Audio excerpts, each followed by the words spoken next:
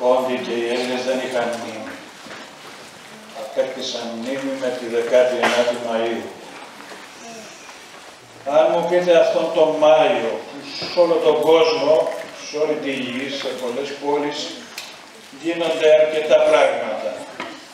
Ποιο θεωρείς κάτι που είναι σημαντικό και ιδιαίτερο, ιδιαίτερης βαρύτητας ηθικής, επιστημονικής, αξιακής και πολιτικής? Θα σας πω αυτό που κάνετε εδώ. Γι' αυτό ήρθα. Αλλιώς δεν θα έρθω.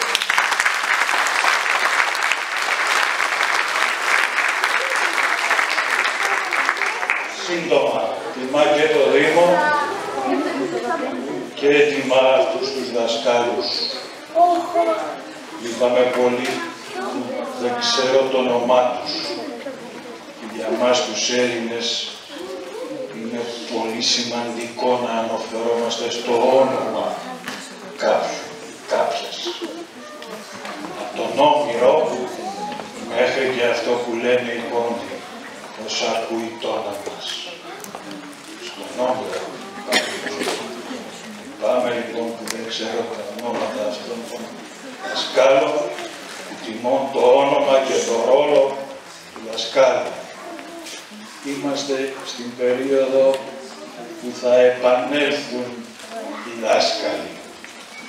Με τον ρόλο, με τις αξίες, με την άβρα που είχαν κάποτε.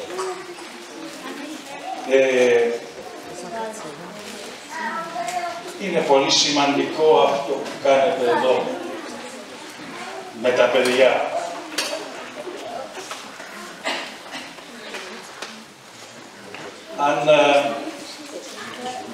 Και μάλιστα για να το δώσουμε μια προέκταση θα σας πρότεινα το εξής για το χρόνο.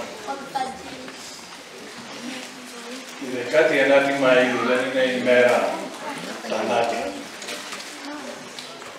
Η 19η Μαΐου είναι η μέρα της νίκης της ζωής επί του θανάτου.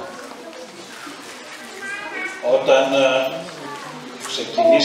ξεκίνησα αυτόν τον αγώνα και μου λέγανε τι είναι η 19η Μαΐου, έλεγα είναι η νίκη του διγενή επί του χάροντα.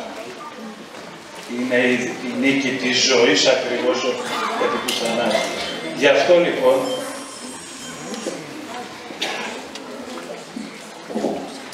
χαίρομαι σήμερα που βρήκα συνομιλητές ενός άλλου αγώνα μας. Βρήκα συναθλητές ενός άλλου αγώνα μας και ενός στόχου. Ποιος είναι ο επόμενος στόχος μας?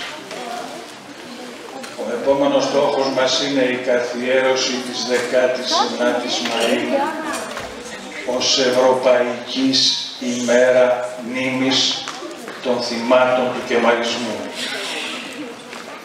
Όπως έχουν οι Εβραίοι και οι άλλοι λαοί, όλη η Ευρώπη, την 27η Ιανουαρίου σαν ημέρα μνήμης των θυμάτων του ναζισμού, εμείς, οι Έλληνες, οι Αρμένοι, οι Πόντοι, οι Ασσύριοι, όλοι οι λαοί, ο κουρδικός λαός που σήμερα διανύει το δικό του Γολγοθά, χωρίς αυτές τις ζήλιες, ας το πούμε έτσι, των γενοκτονιών, η δική μου ή η δική σου, των Αρμενίων ή των Ελλήνων ή των Ασσυρίων, διατηρώντας τις εθνικές μέρες, πρέπει να πάμε σε μια ενιαία ημέρα μνήμης των θυμάτων μας. Επομένως, η 19η Μαΐου, αυτή είναι η πρότασή μου. Το δέχονται αρκετοί σοβαροί συναγωνιστές και συναθλητές Αρμένοι και Ασσύριοι αυτό το άλμα στον αγώνα μας. Στα πλαίσια αυτά, αυτό το πολύ σπουδαίο που κάνετε εδώ πρέπει να διαχυθεί στην ελληνική εκπαίδευση και στην ελληνική κοινωνία. Τι σας προτείνω του χρόνου? Να ονομάσετε αυτή τη μέρα και αυτά που κάνετε Αυτό μάλιστα θα πρέπει οι δάσκαλοι και οι δασκάλες να το συνομιλήσουν με τα παιδιά, να το ονομάσετε 19η Μαΐου, η μέρα της ζωής. Αυτό είναι η 19η Μαΐου. Και πάνω σε αυτό να επικεντρωθεί όλη η προσπάθειά σας.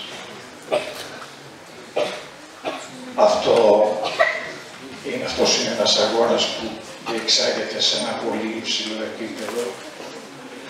Θα έχει μεγάλες επιδράσεις στην ηθικοποίηση, την ανθρωποποίηση και την ελληνοποίηση και οικουμενικοποίηση της ελληνικής εκπαίδευσης, η οποία ελληνική εκπαίδευση έχει κενά σε αυτό. Το ελληνικό εκπαιδευτικό σύστημα έχει ηθικά κενά όσον αφορά το ζήτημα των γενοκτονιών.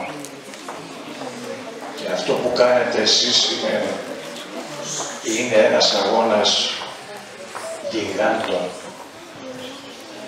Είναι ένας αγώνας που διγενεί, όπως σας έλεγα πριν, στα μαρμαρένια αλόνια. Δεν είναι ποντικομαχία, γιατί κάνατε ένα λάθος.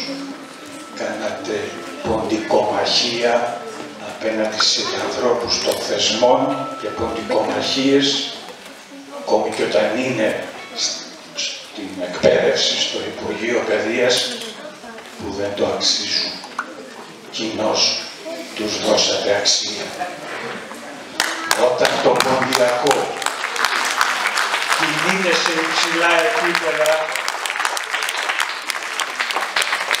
τότε έχει συναίσθηση και συνείδηση της υπεροχής σου, της ηθικής, της διανοητικής και της πολιτικής. Δεν πέφτει στην ποντικομαχία και στους μαχαλάδες.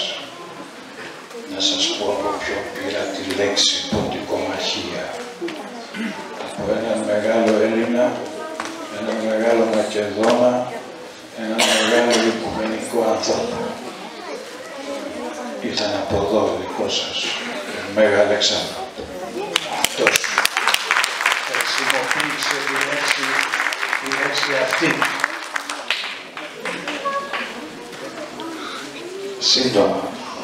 Όμως, κοιτάξτε, αγαπητέ Λαμπίδη, όπως μέσα, εγώ πιστεύω την περίοδο που διανύουμε σαν κοινωνία και σαν άνθρωποι και σαν πολίτες, έχουμε ανάγκη της γνώσης, της Εκκλησίας του Δήμου, των συνελεύσεων, της συνομιλίας, συντζέλο που λένε στα ποντιακά, ορισμένοι πόντοι, που σημαίνει συντυχαίνω, συνευρίσκομαι. Η αλλαγή που θέλουμε, η ανύψωσή μας, η ψυχική και η ηθική, για να πετύχουμε την πολιτική και οικονομική ανύψωσή μας σε έθνος, θα γίνει μέσα από την επιστροφή των συνελεύσεων. Γι' αυτό λοιπόν, όσοι πιστοί εδώ. Κοίταξε, Διαμαντήρη. Προχθές ήμουν στην Αλεξάνδρεια, σκόθηκε ένας δάσκαλος, καθηγητής, και μου λέει, ήταν στην εκδήλωση στο Πολυτεχνείο της Στουτγκάρδης για τη Ρωμανία. Και μου λέει, κύριε Χαραλαμπίδη, τότε μας κάνατε υπερήφανους που είμαστε Έλληνες. Αγαπητοί μου δάσκαλοι και αγαπητές μου κυρίες και αγαπητά μου παιδιά, λέγω σας, άκουσα μου να σου πω, Διαμαντήρη, πρέπει να σου πω.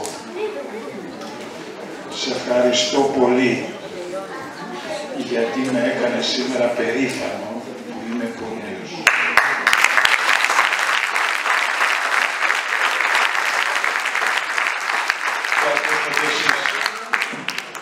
Νόμιζα ότι ήμουνα πολύ μόνος, ότι δεν υπήρχατε.